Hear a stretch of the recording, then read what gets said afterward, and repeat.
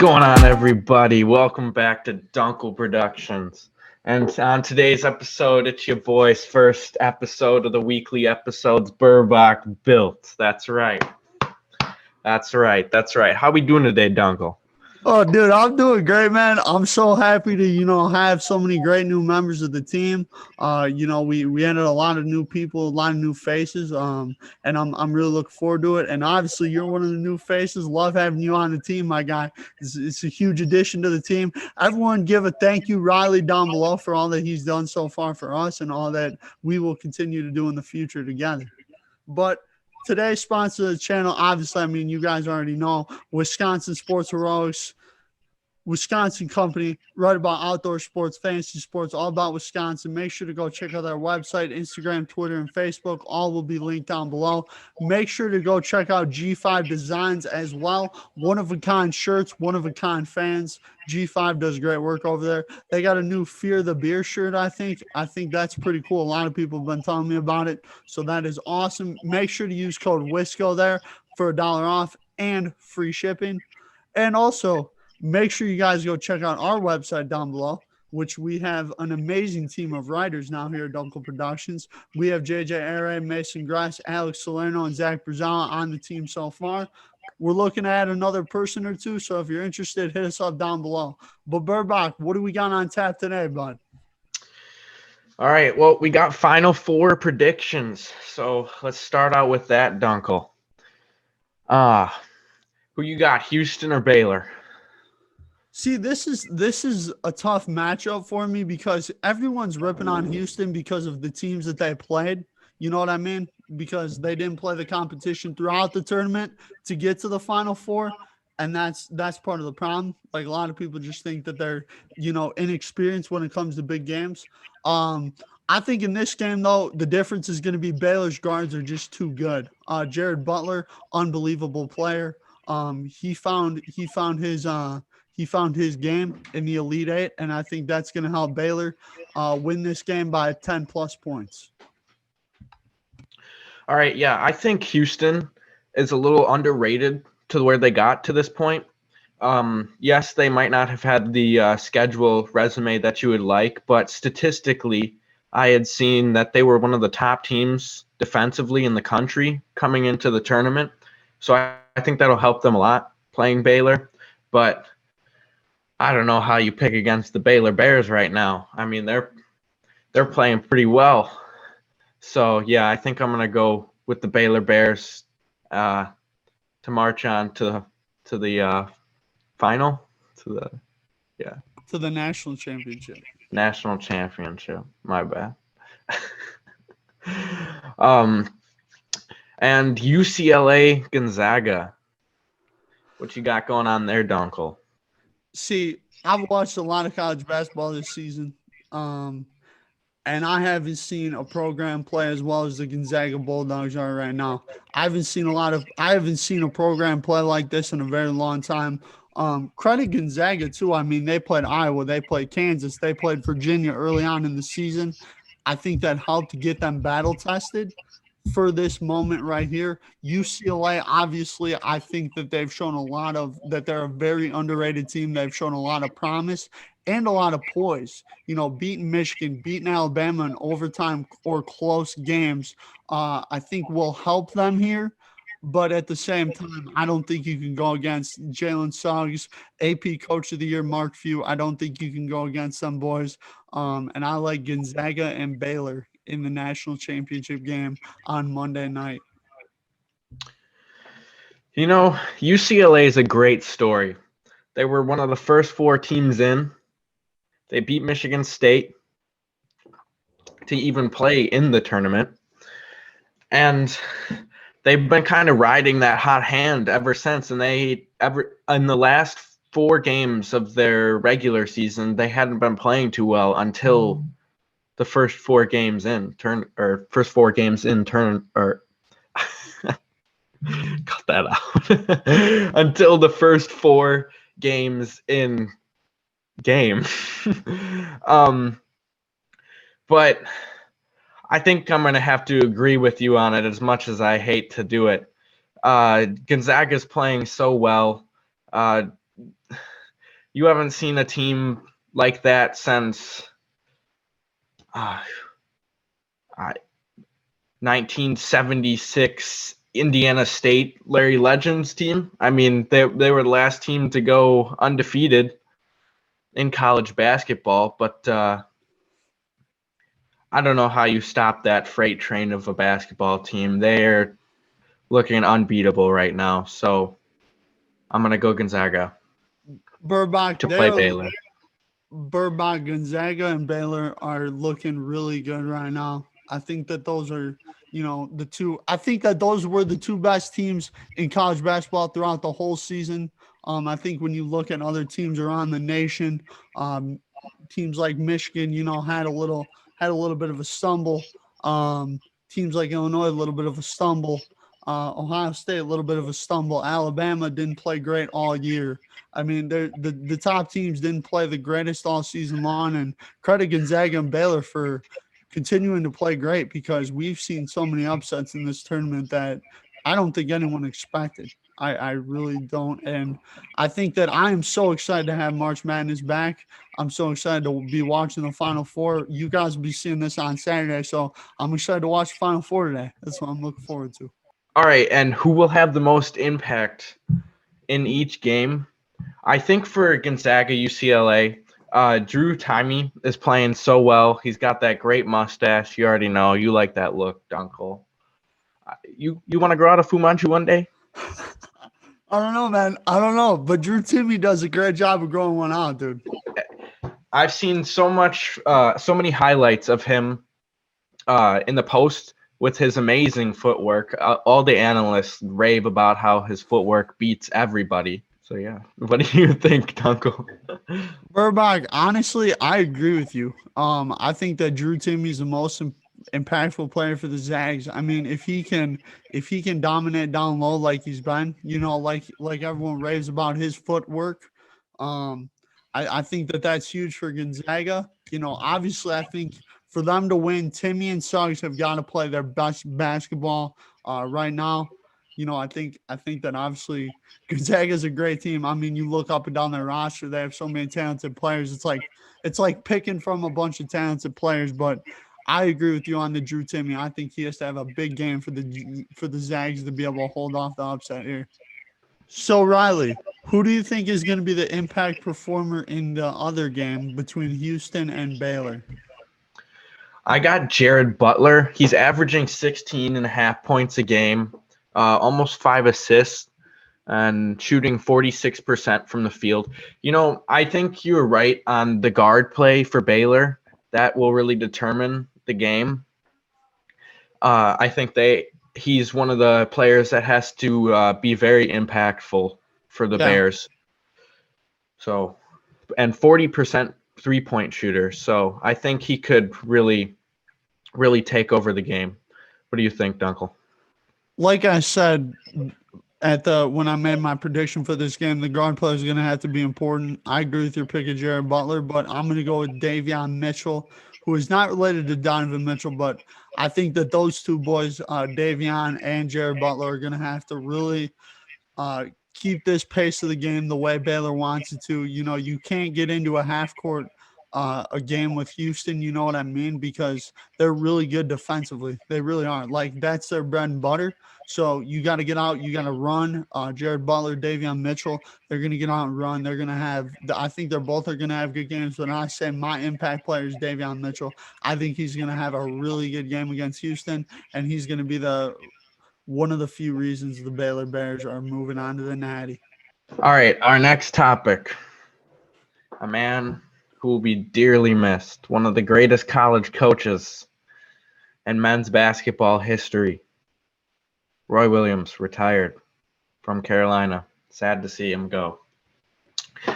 The only coach, I believe, in NCAA history to win 400-plus games between two schools, which was Kansas and UNC. The fourth most winning coach in college basketball history, so he'll be greatly missed by that program, that's for sure. We'll see who they bring in. Hopefully he's a good recruiter, So, but it's sad to see him go on not really a great season that the Tar Heels had this year. So. Now, Burbach, I do know that you are a North Carolina Tar Heels fan, so I would imagine you are just devastated by Roy Williams retiring. Sad to see him go. I really wasn't expecting him to retire after this year. I didn't hear anything about that, but yeah, I was kind of surprised because it went straight from Dean Smith to Roy, I'm pretty sure. So it should be interesting to see who they bring in. I think one of the assistant coaches is the front runner to take the job, but we'll see. We'll see what happens. Yeah, I think it'll definitely be interesting to see who gets the job. Like you said, Burbach, it was out of nowhere. I remember getting a message from my friend like, "Hey, did you see what just happened?" And I was like, "What happened?" He's like, "Dude, Roy Williams retired." And I was just shocked. I was like just devastated. I'm like, dude, like, and you even saw it with Coach K's post. North Carolina Duke. That's the biggest rivalry in college basketball. Them two programs are different. And Coach K even said he's like the game was better with Roy Williams. Coaching. Mm-hmm. The game was better because he was that good. The rivalry was even better too. I mean, when you talk about Roy Williams or just Coach K every year, or Mike Krzyzewski is how I think you say it. But I think that, obviously this is a big loss for college basketball. I think Roy Williams, obviously Hall of Fame coach, first ballot without a doubt. If he doesn't get first ballot, it's rigged, literally. And Burbach, I feel for you, man. I'm sure that, you being a big North Carolina Tar Heel fan like you are, I think that it's like Roy was your guy, man. Mm-hmm. Roy's been there for so long. Won you guys, I believe, 3 national championships and all those wins as well. And even his time at Kansas, too, very successful there as well. So Roy was just an all-around great coach, an all-around good guy, too. He really was. He's a true inspiration to the sport. Oh, yeah, that's for sure. And if you've never seen my favorite North Carolina basketball player, Marcus Page's senior night speech to Roy Williams, go check that out because that's a really good speech that he gave. All right, moving on. The Niners, the number 3. Man, oh man.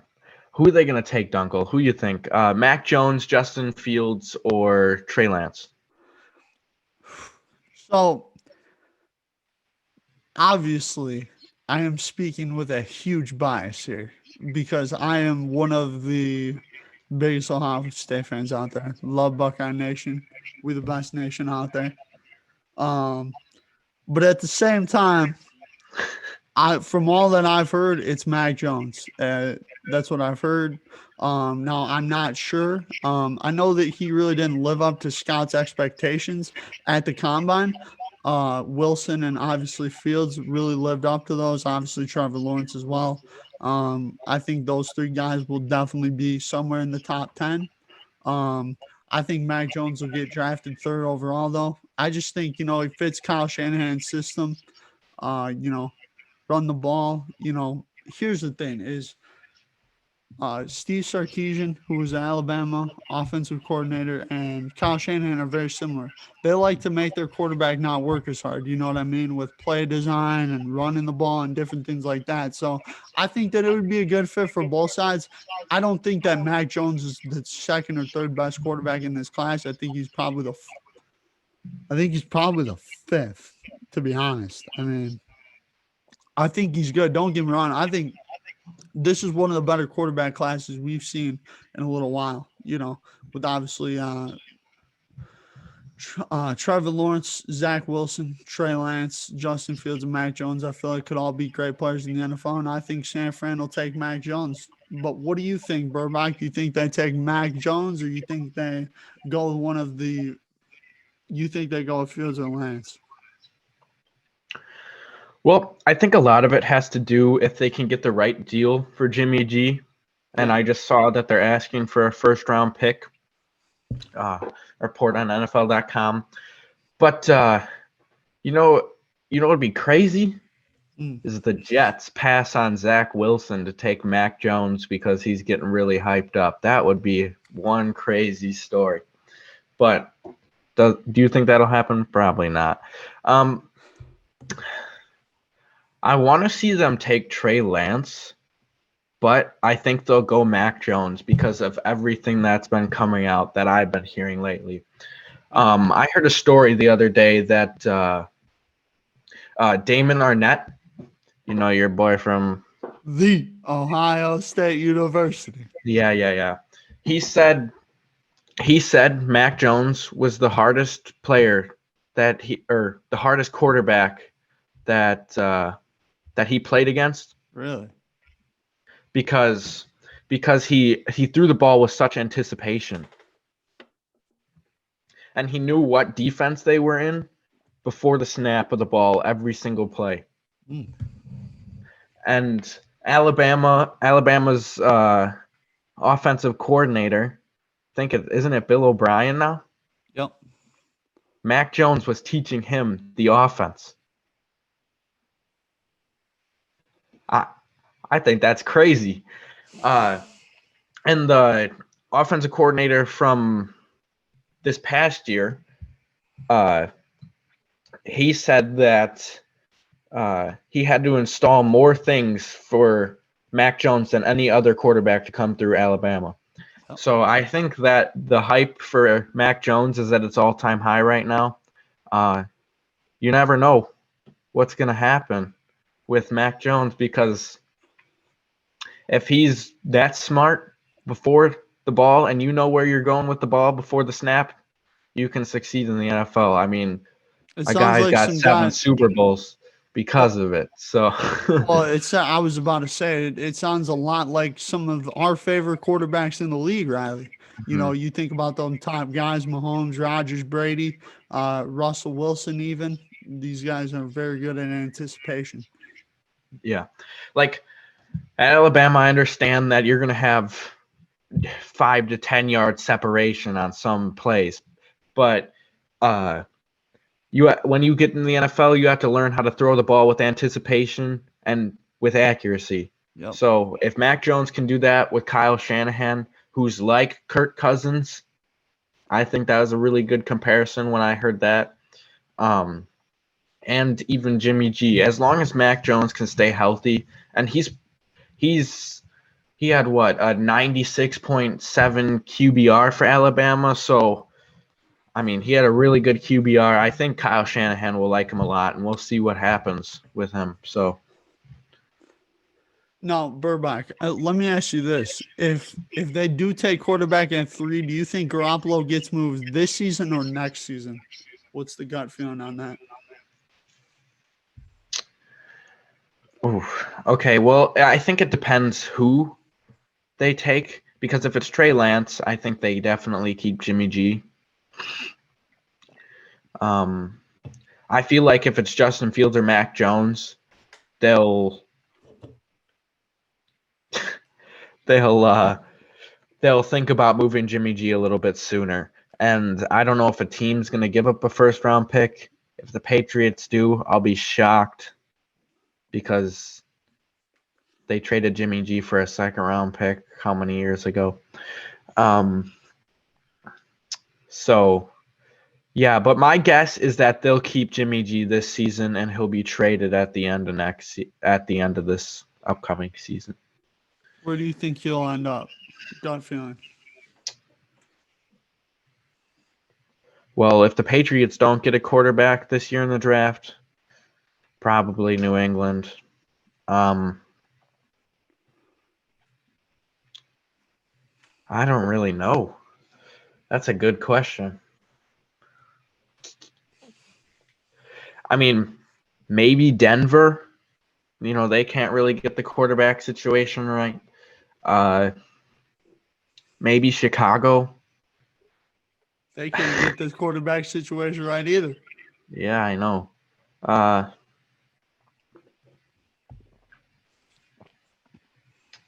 Yeah, those are probably the 2 top landing spots that I would think. Probably Denver or Chicago.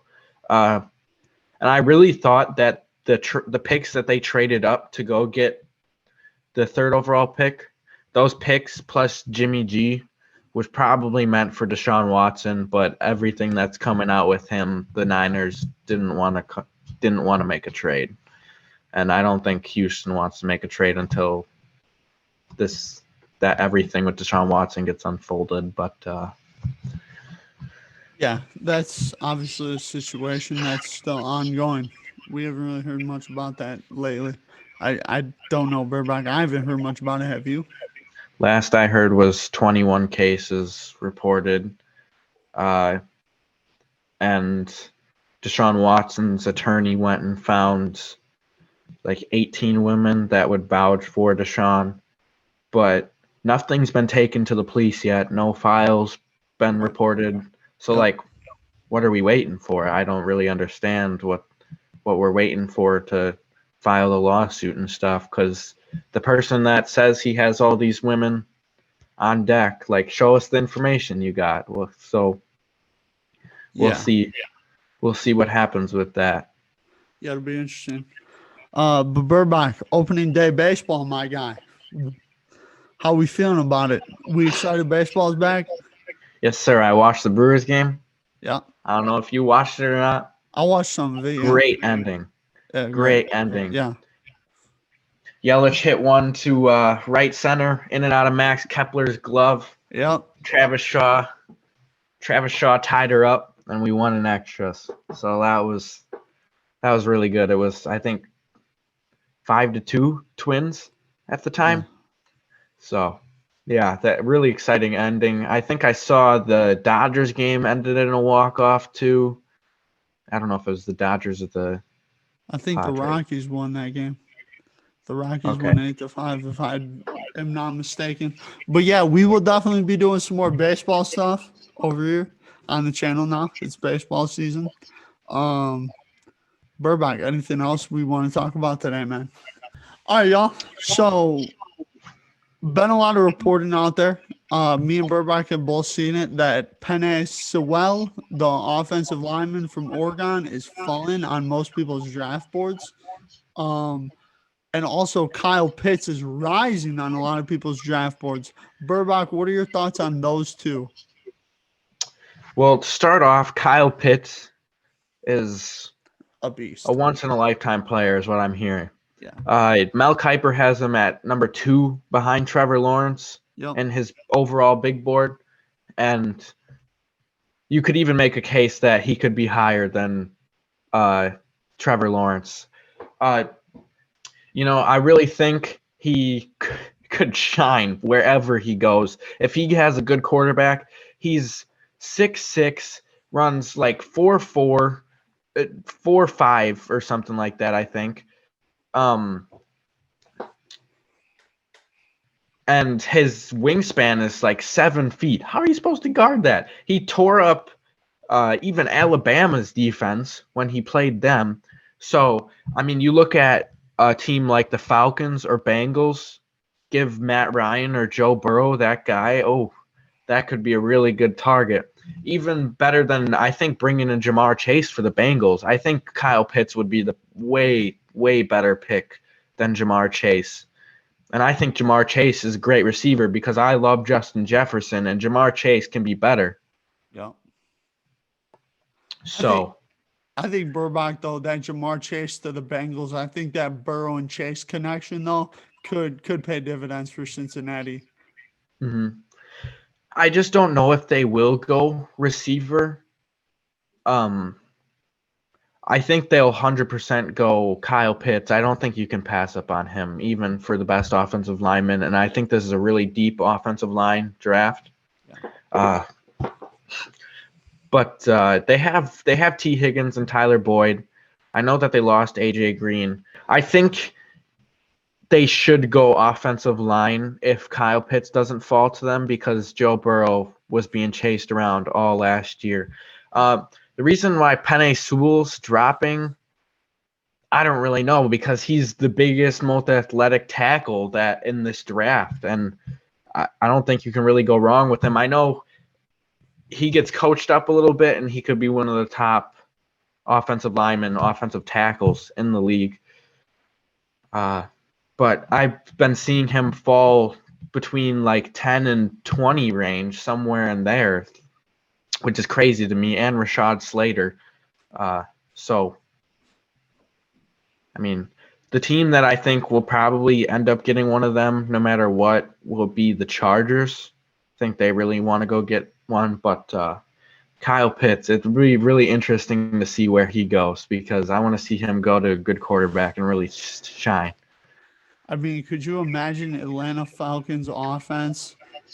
Matt Ryan, Mike Davis, Julio Jones, Calvin Ridley, Kyle Pitts. Could you imagine that offense? That'd be. That's good. Who are you supposed to double? First of all, who knows? I mean, unless you have Levante David, the Bucks linebacker, to guard a tight end like that one-on-one. I don't really know who you double, because Julio is still Julio. Calvin Ridley is a rising star. Yep. So, yeah, I don't think you could go wrong with that pick. I mean, we'll see if they bring in Justin Fields if he falls to him. Bring back the old Georgia boy, but we'll see. What do you think the Falcons do? I think it's tough, because at the same time, like, for me, I personally think like they need to definitely come up with a plan for Matt Ryan. He hasn't looked the greatest the past 2 years. Not saying he can't get back to where he was. A lot of people are saying that about Aaron Rodgers after 2018 when he had a rough season. And, obviously we saw what he did in 2019 and 2020 winning the MVP. So not saying Matt Ryan's done whatsoever. I think Kyle Pitts would be a smart pick for them. I really do. I mean, it's hard, because Atlanta, like, they could use some defensive help. They could use, I think, maybe another offensive lineman. They could use one, but if Kyle Pitts is there, I think you got to take Kyle Pitts, unless you're really sold on Justin Fields. That's the only way I would go quarterback there. I love Justin Fields, but I think that if Fields sat behind Matt Ryan for a year or two, I feel like he'd be even better. You know what I mean? So I think that Atlanta will probably keep that door open, and it'll be interesting to see what happens. But I think Kyle Pitts is the obvious pick. I mean, I just mentioned who they would have on the offensive side of the ball. Like, that's scary. That is very scary. What's crazy is that they're adding to what their firepower already is, which is their offense, and their defense was so horrendous last year. So, I mean, we'll see what they do with that pick. I could see them maybe trading back too. Mm-hmm. Yeah, I could see that too. Getting some more picks for a team that wants to go get Kyle Pitts. You never know. I think we won't see as many trades until draft night. I think that's when we'll see a lot of the moves being made. I mean, dude, I couldn't believe that there were so many early on. You texted me and you were like, "Holy cow!" Like, teams are making moves before draft day. Yeah, for sure. Well, we greatly appreciate you guys for watching the first episode of Friday, which is going to be called Burbach Built with Riley Burbach. This will be an episode every Friday. It'll be posted on either Saturday or Sunday.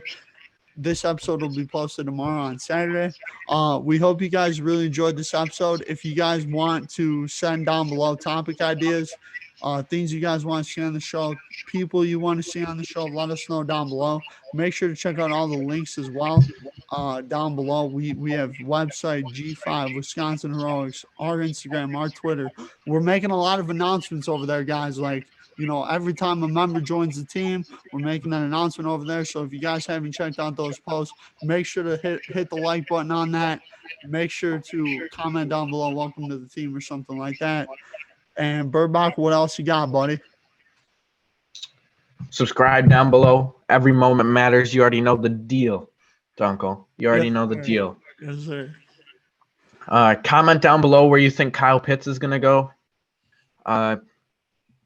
And who the Niners are going to draft at 3. Comment that down below. I want to see that. Yes, sir.